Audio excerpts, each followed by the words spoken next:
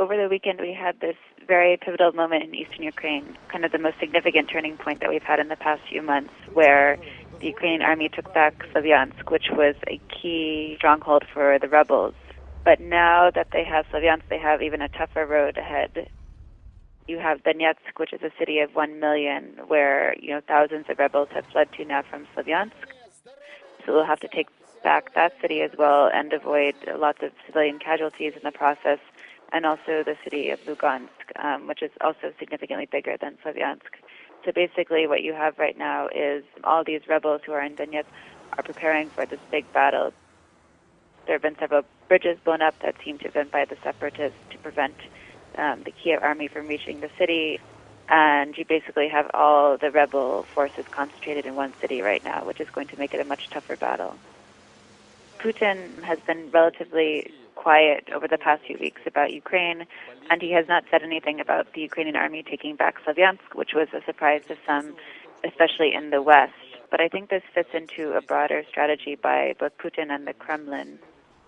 Obviously, the threat of sanctions from the EU and the U.S. still looming, and they've been playing a very long-term game here. I think Putin at this point realizes that there are significant costs from giving kind of full support to the rebels on the ground and giving more explicit aid. I think we could hear from him still at any point this week or next week. I think a lot will depend on how many civilian casualties there will be on the ground in Ukraine. If we see a lot of civilian casualties, Russia could step up for its rhetoric again. But at this point, it feels like there could be a fizzling out of the crisis in Ukraine. I mean, I think at this point, Russia is trying to show the U.S. and the EU that it's not trying to destabilize eastern Ukraine and make the situation worse. Putin, throughout this whole crisis, has played a very delicate balancing act, especially in regards to eastern Ukraine.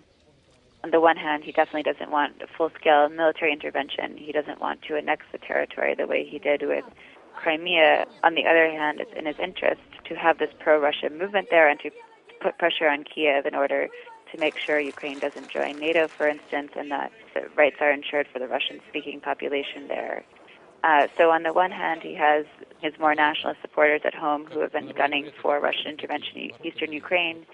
He has to speak to that demographic and satisfy them. On the other hand, he has sanctions, threats from the EU and US, and a slowdown in the Russian economy that he also has to be concerned about.